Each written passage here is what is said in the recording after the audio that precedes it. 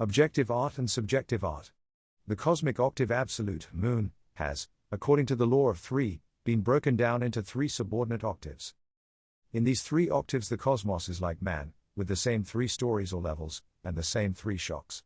Where, in the cosmic octaves of radiation, the place of the interval far, me appears, the diagram shown marks mechanisms that are to be found there, in the same manner as in the human body. The process of the transition far, me can be represented in a schematic manner, where the cosmic far enters the mechanism like food in the lower level, where begins its cycle of transformation. At the beginning resonating within the mechanism as dough. The substance so of the cosmic octave, serves as the substance that enters at the middle level, such as the air that we breathe, which helps the note fa in the mechanism to pass into the note mi. This so upon entering the mechanism, also sounds as dough, and the material that has now been transformed, is joined in the upper level by the substance of the cosmic la, which enters the upper level of the mechanism as dough or impressions. As demonstrated, the notes la, so and fa serve as food or sustenance for the mechanism, both cosmic and human. In the order of their succession, and in accordance with the law of three, la would then be the active element, so the neutralizing, and fa the passive. The active principle reacting with the passive, becoming connected with it with the help of the neutralizing principle, giving a certain definite outcome, which is represented symbolically as shown. This symbol illustrates that the substance fa in being mixed with the substance la, gives as a result the substance so. As this process proceeds in the octave, developing as it were inside the note fa, it is possible to say that fa, without changing its pitch, acquires the properties of so. All that has been said about the octaves of radiation, and about the food octaves in the human mechanism, has a direct connection with the symbol consisting of a circle, divided into 9 parts. This symbol, as the expression of a perfect synthesis, contains within itself all of the elements of the laws that it represents. From it can be extracted, and with its help transmitted, everything that is connected with these octaves, and much more besides. Each completed whole, each cosmos, each organism, and even each plant is an enneagram. However, not each of these enneagrams has an inner triangle. The inner triangle represents the presence of higher elements, according to the scale of hydrogens, within a given organism. This inner triangle is possessed, for example, by such plants as Indian hemp, poppy, hops, tea, coffee, tobacco, the Banisteriopsis copy vine, the plant Psychotria verdaris, and others such as coca, that play a definite role in the life of man. The study of these plants can reveal much for us with regard to the enneagram. Speaking in general, however, it must be understood that an enneagram is a universal symbol. All knowledge can be included in the enneagram, and with the help of an enneagram can be interpreted. In this regard, however, only what a person is able to put into the enneagram is what they end up knowing, or understanding. What they cannot put into the enneagram, they do not understand. For one who is able to make use of it, the enneagram makes books and libraries unnecessary. Everything can be included and read in an enneagram. Someone could be all alone in the desert, and tracing an enneagram in the sand with a stick, could read in it the eternal laws of the universe.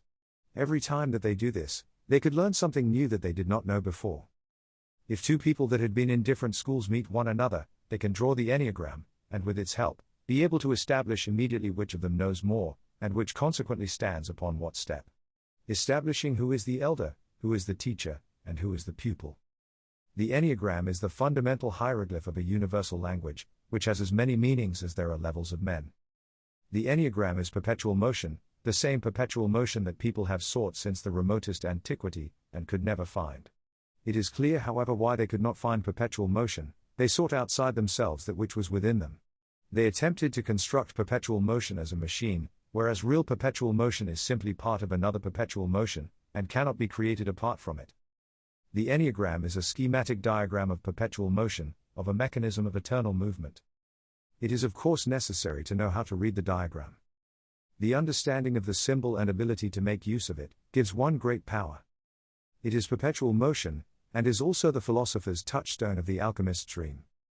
Knowledge of the enneagram has for a very long time been preserved in secret, and if it is now made available, it is however in an incomplete and theoretical form, that nobody could make practical use of, without instruction from one that knows, and who understands. In order to understand the enneagram, it must be thought of as being in motion, as turning. A motionless enneagram is a dead symbol, the living symbol is in motion. In Turkey, on the floor of a hall where dances and exercises are studied, is drawn the form of an enneagram. Pupils take part in the exercise, and stand upon the spots marked by the numbers 1 through 9. They begin to move in the direction of the numbers of the period in an interesting movement, turning around one another at the points of meeting, at the points where the lines intersect in the Enneagram. That exercise, moving according to the Enneagram, occupies an important place in the demonstration, and it is said that without taking part in these exercises, without occupying some place in them, it is almost impossible to understand the Enneagram, because it is possible to experience the Enneagram only through movement. The rhythm itself of these movements suggests the required ideas, and maintains the necessary tension. Without them, it is difficult to feel, and to sense what is important. The illustration of an Enneagram can also take another form, where in the illustration, inside the Enneagram, are shown the four beasts of the apocalypse: the bull, the lion, the man and the eagle, and with them, a dove. These additional symbols are connected with the four centers about which we have previously spoken. Mankind has tried for a very long time to invent a universal language. In this instance, as in many others, they seek something that has long since been found. They try to think of and invent something that has been known and in existence for a very long time. There exist not one, but three universal languages, or to speak more exactly, 3 degrees of universal language. The first degree of this language already makes it possible for people to express their own thoughts, and to understand the thoughts of others, concerning things that ordinary language is powerless to express. In what relation do these languages or degrees stand to art? Then does not art itself represent that philosophical language that others seek intellectually? The response to this is that there is art, and then there is art. Various issues have been raised relating to art, however the subject itself has been avoided, because ordinary discussion about art is meaningless. People speak of one thing, while they imply something quite different, and then have no idea what they are suggesting. At the same time, it is pointless to explain the real relationship of things to a person who does not know the ABC about themselves, that is to say, about humankind. There are 2 kinds of art, one quite different from the other. Objective art and subjective art. All that we know, all that we call art, is subjective art. That is, something that cannot really be called art, because only objective art can truly be called art. To define what is known as objective art is difficult, firstly because we ascribe to subjective art the characteristics of objective art. Then secondly, because when we do happen upon objective works of art, we take them as being on the same level as subjective art. We often say, for example, that an artist creates. This should be said, however, only with reference to objective art. With regard to subjective art, it creates. We do not differentiate between these two, however this is where the fundamental difference lies. Furthermore, we ascribe to subjective art an invariable action. We expect works of subjective art to have the same reaction on everybody. We think, for example, that a funeral march should invoke in its listeners feelings of melancholy or sadness. Dance music, for example, a waltz or ditty, should provoke happy thoughts and so on. This, however, is not so at all. Everything depends upon association. Where if, for example, on a certain day, a great misfortune should befall me, and I happen to hear some lively tune for the first time, then this will invoke in me oppressive thoughts for the rest of my life thereafter. Then if, on another day when I am particularly happy and light-hearted, I hear a really sad tune, this melody will always evoke happy thoughts within me, and so with everything else. The difference between objective art and subjective art is that in objective art, the artist really does create, that is, they express precisely what they intended to. They put into their work whatever ideas and feelings they want to put into it. Then the action of this work upon others is absolute and definite. They will, of course, each according to their own level, receive the same feelings that the artist wanted to transmit to them. There can be nothing accidental either in the creation, or in the impressions of objective art. In subjective art everything is accidental. The artist, as has been noted, does not create, with them, it creates itself. This means that they are in the power of ideas, thoughts and moods, which they themselves do not understand, and over which they have no control whatsoever. They rule the artist, and they express themselves through the artists in one form or another. When they have accidentally taken this form or that form, this form just as accidentally produces on others this or that action, according to their moods, tastes, habits and the nature of the hypnosis under which they live. There is nothing invariable, nothing is definite here. In objective art, nothing is indefinite. Would art then not disappear if it were definite in this way? Is not a certain indefiniteness or elusiveness exactly what distinguishes art from, for example, science?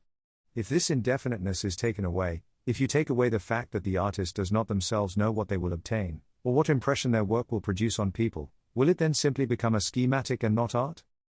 What is important to understand is that there are entirely different standards, and what must be done is to measure the merit of art, by its consciousness and not by its unconsciousness.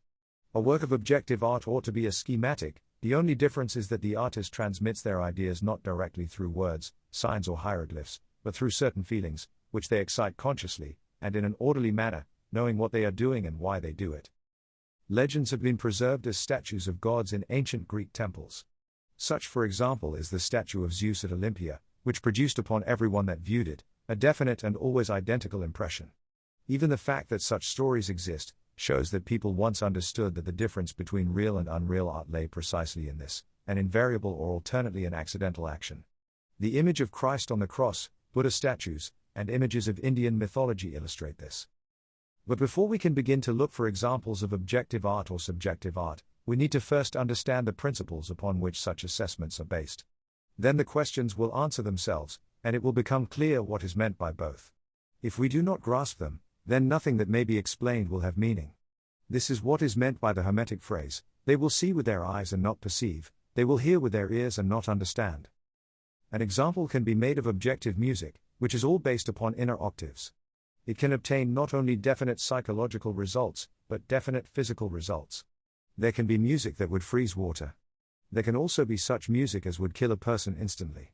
Russian scientists researched this extensively during the Cold War, developing low-frequency battlefield weapons that could liquefy human flesh. The walls of Jericho tumbled at the blast of the priest's horns and the people's shouts. Plain music, no matter what kind, will not destroy walls, however objective music can do so. We have all seen what sound pitch can do to a wine glass. It can not only destroy though, it can also of course build up. In the legend of Orpheus, there are hints of objective music, for Orpheus used it to impart knowledge. Snake charmer's music in the East is an approach to objective music, though very primitive. Very often it is simply one note that is drawn out, rising and falling only very little, but in this single note inner octaves are resonating all the time, melodies of inner octaves that are inaudible to the ears, but felt by the emotional center. The snake hears this music, or more strictly speaking, feels this music, and then obeys it. The same music, only a little more complicated, and humans would obey it. Shopping malls and supermarkets have experimented with subliminal messaging for years, as have intelligence and security agencies globally. Art is not merely a language, but something much bigger. If we are able to connect this with what was said earlier, about the different levels of our being, then it should be possible to understand what is being said about art. Mechanical humanity consists of man number 1, man number 2, and man number 3. They of course can only have subjective art. Objective art requires at least flashes of objective consciousness. In order to understand these flashes properly, and to make use of them, a greater inner unity is necessary, and great control over oneself, in the seventh dimension,